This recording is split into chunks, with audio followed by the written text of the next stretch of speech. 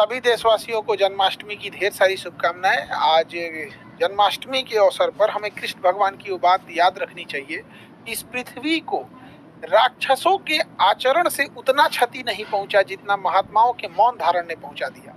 और ये हकीकत है, समाज में गलत लोग ज्यादा नहीं हैं, लेकिन वो बढ़ चढ़ के बोलते हैं और अच्छे लोग चुप रह जाते हैं। इससे गलत लोग फायदा उठा लेते हैं। समाज में 10% से भी कम चोर होंगे, लेकिन 100% घर में ताले बंद होते हैं।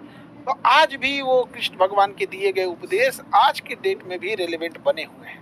तो उनकी बातें हैं और हम सबको इसको आत्मसार करके रहना चाहिए।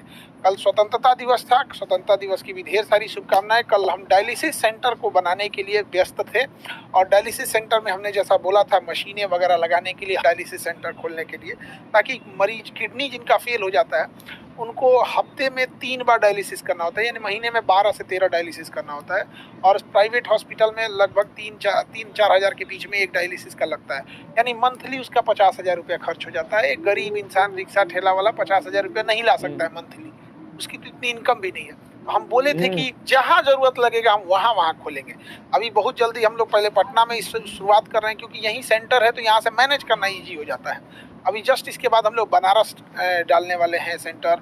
ब्लड बैंक की भी स्थापना होगी, तो भी बनारस में होगी, फिर दिल्ली में भी होगी, महाराष्ट्र में भी होगी। तो ऐसा नहीं है कि केवल हम, हाँ बस ये जरूर कहेंगे कि शुरुआत यहाँ से कर रहे हैं, धीरे धीरे एक्सपेंड इसको लगभग जहाँ तक हमसे पॉसिबल होगा वहाँ तक इसको लेकर जाएंगे। और रक्षाबंधन में भी बड़ा व्यस्त रहा सब लोग को। हमने बड़ा धूमधाम से, हमारे यहाँ राखी बांधी जाती है, राखी बनाया जाता है। अब एक्चुअल क्या है, राखी की शुरुआत हमने तो किया नहीं था, राखी तो एक पूरी परंपरा है। लेकिन हमारे यहाँ कैसे ऐसी राखी बांधी जाती थी, एक्चुअल में आज से 10 साल पहले जब हम लोग पढ़ाना चालू किए थे, तो उस समय रक्षाबंधन की जब हम छुट्टी दे रहे थे तो बहुत सारी लड़कियों ने पूछा कि सर आप राखी बांधने जा रहे हैं कि नहीं जा रहे हैं। तो हमने बोला था कि बबनी लोग, मेरी अपनी बहन नहीं है, इसलिए हम रक्षाबंधन में घर नहीं जा रहे हैं। तो उसी समय एक लड़की ने राखी बांध दिया था यहाँ पर, तो हम थोड़ा सा मिठाई मंगाए और उसे दे दिए यहाँ पे, और उसको देख के बाकी सारी लड़कियों ने भी राखी बांधा और धीरे धीरे ये सिलसिला चलते रहा।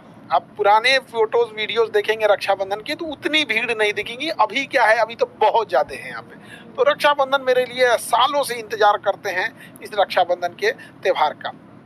पहले कम लड़कियां थी, अभी बहुत ज़्यादा हो गए हैं। पहले बहनें कम थी, अभी ज़्यादा बहनें राखी बांधने लगती हैं यहाँ पर। हम पहला राखी जो बनवाते हैं वो हैंडीकेप लड़की से बनवाते हैं, और क्योंकि वो एक उसको मतलब नेचर ने उसके साथ एक तरह का कहिए छल कर दिया यहाँ पर। और हैंडीकेप लड़की के लिए वो चल भी नहीं पाती है, तो हमें उसके लिए घुटने पे बैठना होता है। ये दिखाता है कि प्रेम वगैरह, ऐसे नहीं है कि हम किसी दूसरे के लिए घुटने पे बैठ सकते हैं, कभी नहीं। वो एक भाई बहन का प्रेम है जो ये नहीं देखता है कि क्या धर्म है, क्या जाति है, क्या ऊंच नीच, कोई मायने नहीं रखता है। दुनिया में सबसे अच्छा प्रेम भाई बहन का लगता है, जो सुबह झगड़ा करके फिर शाम को भैया ये काम है, बहन ये कर दो कर दो। तो हमारे अपने घर में नहीं थी, इसलिए हमने हजारों बहनों से राखी बनवा लिया। और सभी बहन लोग को जो शिकायत कर रही हैं उन लोग को भैया हाथ जोड़ के भैया को माफ कर दो। कई लड़कियों का कहना है कि सर आप ये बताइए, एक साथ 10-10 लड़कियों से क्यों राखी बनवा रहे थे। मेरी बहन लोग ये बताइए, अगर एक साथ हम लोग 10-10 लड़कियों से राखी ना बनवाएं तो क्या एक दिन में हो पाएगा? तो काफी ज्यादा, तो पता चला 2-4 दिन उसी में लग जाएंगे। 1-2 लड़की रहे तब तो ऐसा पॉसिबल होगा। तो कुछ लड़कियों की ये शिकायत थी, बबनी बहन लोग हमको, अब समझिए हमारी भी मजबूरी क्या हो जाती है इसी वजह से। दूसरा क्या था ना कि अगर जल्दी जल्दी राखियाँ उतनी नहीं बांधी जाएंगी, लड़कियों की फास्टिंग रहती है, भूखे में ज़्यादा हो जाता है। अब एक लड़की आके शिकायत करी है, सर हमारा आरती इतना रह गया। देखिए 10-15 हज़ार जब राखियाँ बांधी जाएंगी तो आरती के लिए अगर उतने टाइम बहुत बार नहीं मिल पाता है, तो हम लोग उसके लिए एक भाई बहन का प्रेम है और इसी में सब चीज़ों को लेके चलना रहता है। संख्या ज़्यादा हो जाने की वजह से आप भी समझते हैं, थोड़ा सा मैनेजमेंट को भी देखना रहता है। एक जो सबसे हमेशा हम राखी में हर लड़की को कहते हैं, लेकिन बदमाश सब सुनेगी सब तब तो हम कहते हैं राखी लंबी वाली लेके आना। एक सिंपल सी राखी आती है धागा जैसे लंबी वाली, क्योंकि शुरुआत की ही राखियां कलाई पर बांधी पाती हैं, फिर जब कलाई मोटा हो जाता है तो राखी बंध नहीं पाता है। अब कई लड़की जब वो राखियां जो एक्चुअल उनकी भी क्या गलती है, राखी बनाने वाली कंपनी भी क्या सोचती होगी कि इसे कलाई पे बांधना है, उसे थोड़ी पता कि किसी की कलाई हाथी की इतनी पैर की इतनी मोटी हो जाएगी। तो लास्ट में जो राखियाँ होती हैं वो बंध नहीं पाती है, तो फिर मजबूरी में क्या होती है, उन राखियों को एक पर रख के फिर उसे दूसरी किसी बड़ी राखी से लपेट दिया जाता है, बांध दिया जाता है। तो खैर इतना लंबा प्रोग्राम रहता है तो एक साथ करने के लिए थोड़ी सी मजबूरी रहती है। और उस दिन लड़की लोग को बोल भी नहीं सकती, गुस्सा भी जाती है, तो भैया ये बात ठीक नहीं है। लेकिन समझिए बहन लोग इस नेक्स्ट टाइम पे और बेहतर करेंगे। देखिए मेरा शौक है, जैसे स्वामी विवेकानंद ने भारत की संस्कृति को पूरे विश्व में ले गए, हमारा अपना एक मानना है कि हमारी गौरवपूर्ण संस्कृति है, भारत की लाजवाब संस्कृति है। यहाँ पर एक भाई बहन को राखी बांधता है, इसे हमें विश्व लेवल तक लेके जाना है और इसके लिए हम निरंतर प्रयास कर रहे होते हैं। लड़कियों के लिए जितनी उस समय बहनों के लिए सेवा हो सकती है, 156 प्रकार के व्यंजन बनाते हैं, कोई चीज छूट न जाए। और इसकी शुरुआत हम कैसे किए थे, शुरू में तो कम रहते थे। एक बार हुआ क्या कि हम एक 5 स्टार होटल में गए और वहाँ देखे कि 100-150 वेराइटीज के खाने लगे हुए हैं। तो हमको लगा कि नहीं, हम भी अपने यहाँ रक्षाबंधन होगा या बच्चों को रिसेप्शन पार्टी होगा, उस सब में ऐसे करेंगे। तो हमारे पास जितनी सेवा हो सकती है कर सकते हैं। इस बार रक्षाबंधन में एक यूनिक चीज़ क्या हुआ जिसकी सूचना आप लोग को देना हमको लगा कि आप लोग से शेयर करना चाहिए। एक लड़की आई, उसके पिताजी को पैंक्रियाज में कैंसर था और वो बड़ा भारी मन से आई कि पिताजी को कैंसर है, हमें दूर डिस्ट्रिक्ट से पटना आना होता है, काफ़ी कॉस्टली इलाज है, यहाँ पे महंगा बहुत है, सर प्लीज़ आप एक कैंसर हॉस्पिटल खोल दीजिए।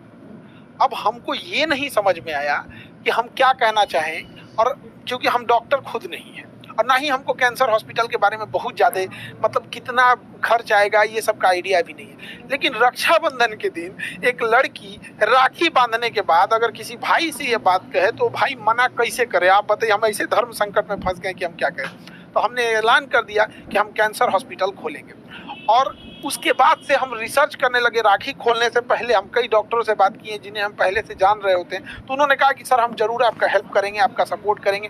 हम उन डॉक्टरों का भी बहुत बहुत धन्यवाद देते हैं जो इस मुहिम में उन्होंने हमारा हौसला बढ़ाया और हमें एक मोरल सपोर्ट दिया। बहुत इसके लिए धन्यवाद देते हैं, क्योंकि हमने क्या किया था, अभी जस्ट कुछ दिन पहले ही हमने ऐलान किया था कि हम डायग्नोसिस सेंटर, ब्लड बैंक और हॉस्पिटल डालेंगे।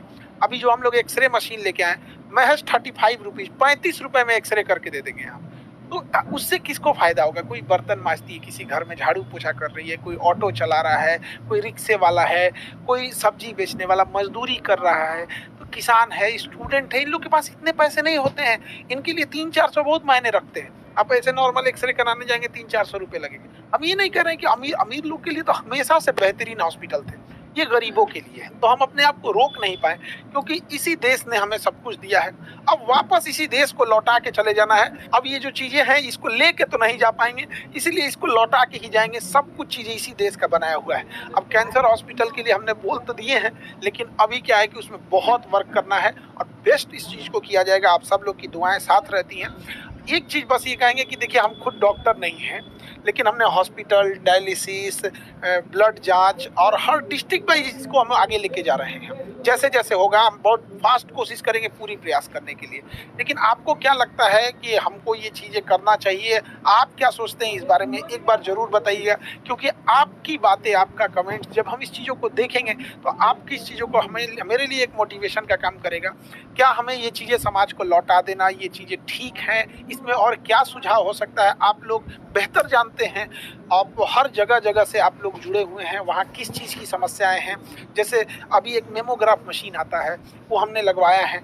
वहाँ पे किसी महिला को अगर ब्रेस्ट कैंसर है, क्योंकि महिलाओं में ब्रेस्ट कैंसर काफ़ी कॉमन होता है, तो ब्रेस्ट कैंसर को अर्ली स्टेज में पकड़ लेता है। कई बार मेमोग्राफी इतनी सटीक होती है कि वो स्टेज 1 से भी पहले डिटेक्ट कर लेता है कि आपको संभावना ज़्यादा है, फिर वो वहाँ से बता देता है कि आप PET-CT में जाइए क्या है। तो जब भी हम किसी कैंसर को फर्स्ट स्टेज में पकड़ लेते हैं तो बहुत ही ईजिली उस ब्रेस्ट कैंसर का इलाज हो सकता है। और हमें लगता है कि हम अगर एक माँ को भी बचा लेंगे ना, एक माँ को भी, तो हम एक बच्चे का साया उसके माँ से, माँ बहुत ज़रूरी होती है। तो आप क्या सोचते हैं इस पर एक बार ज़रूर बताएंगे।